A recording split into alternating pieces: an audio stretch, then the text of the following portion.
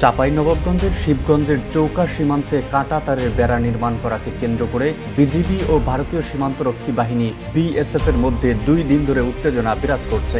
এরই মধ্যে ওই সীমান্তে 2 দফা পতাকা বৈঠক অনুষ্ঠিত হলেও কোনো সিদ্ধান্তে আসতে পারেনি দুই দেশের সীমান্তরক্ষী বাহিনী। উভয় পক্ষই সীমান্তে বর্তমানে সতর্ক অবস্থানে রয়েছে। সীমান্তে ভারতীয় সীমান্তরক্ষী বাহিনী কাঁটাতারের বেড়া নির্মাণ নিয়ে গত সোমবার থেকেই স্থানীয় লোকজনের মধ্যে উত্তেজনা চলে আসছে।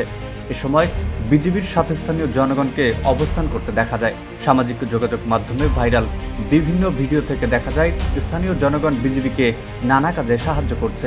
এদিকে 59 বিজিবি ব্যাটালিয়নের অধিনায়ক লেফটেন্যান্ট কর্নেল গোলাম কিবরিয়া গণমাধ্যমকে বলেন, বিজিবির সঙ্গে কোনো সমঝোতা ছাড়াই গত সোমবার বিএসএফ এর কাঁটাতারের বেড়া নির্মাণের কাজ শুরু করা নিয়ে এই সমস্যা সৃষ্টি হয়েছে। ব্যাটালিয়ন কমান্ডার পর্যায়ের পতাকা বৈঠকে বিএসএফ এর 139 ব্যাটালিয়ন কমান্ডার উপস্থিত ছিলেন। বৈঠকের সিদ্ধান্ত হয়েছে সমঝোতা ছাড়া কাঁটাতারের বেড়া নির্মাণ কাজ বন্ধ থাকবে। বিকেলে সোনা মসজিদ সীমান্তের বিপরীতে সেক্টর কমান্ডার পর্যায়ে কথা হবে। 5 আগস্টের পর থেকেই পাল্টে যেতে শুরু করেছে অনেক কিছু।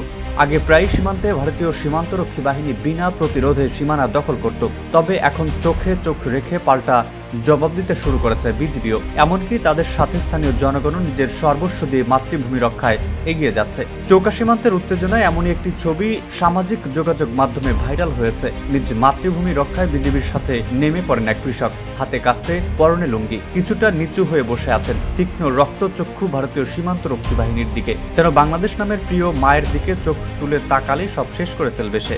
মাতৃভূমির প্রতি এত প্রেম, এত ভালোবাসা ভরা তার এই ছবি সামাজিক যোগাযোগ মাধ্যমে মুহূর্তেই ভাইরাল। রীতিমতো হিরো বনে গেছেন তিনি। কেউ ক্যাপশনে লিখেছেন, মাতৃভূমি না হয় মৃত্যু। আবার উপদেষ্টা আসিফ মাহমুদ ছবিটি শেয়ার করে লিখেছেন, বিনা যুদ্ধে নাহি দিব সূচাগ্র মেদিনী। 2024 পরবর্তী বাংলাদেশকে আর কেউ গোলামির জিঞ্জিরে বন্দী করতে পারবে না।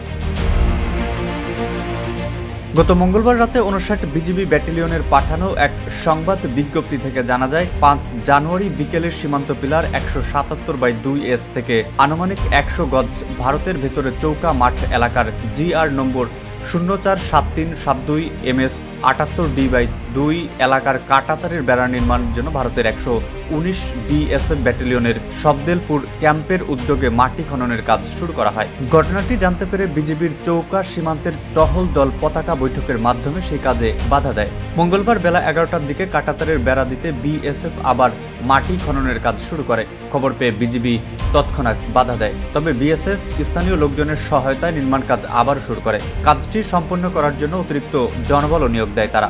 এ ঘটনার প্রতিবাদ জানাতে 59 বিজিবির অধিনায়ক ও বিজিবির রাজশাহী সেক্টর কমান্ডার ঘটনাস্থল পরিদর্শনে আসেন। এ সময় বিএসএফ এর কর্মকর্তাদের সঙ্গে পতাকা বৈঠকের আয়োজন করা হয়। বৈঠকের সিদ্ধান্ত অনুযায়ী বিএসএফ অতিরিক্ত জনবল ও বেসামরিক ব্যক্তিদের সরিয়ে নিয়ে নির্মাণ কাজ বন্ধ রাখে। বর্তমানে এলাকার পরিস্থিতি স্বাভাবিক আছে। যে কোনো ধরনের পরিস্থিতি নিয়ন্ত্রণের জন্য বিজিবি সতর্ক অবস্থান নিয়েছে। মেহেদী হাসান, ইত্তেফাক।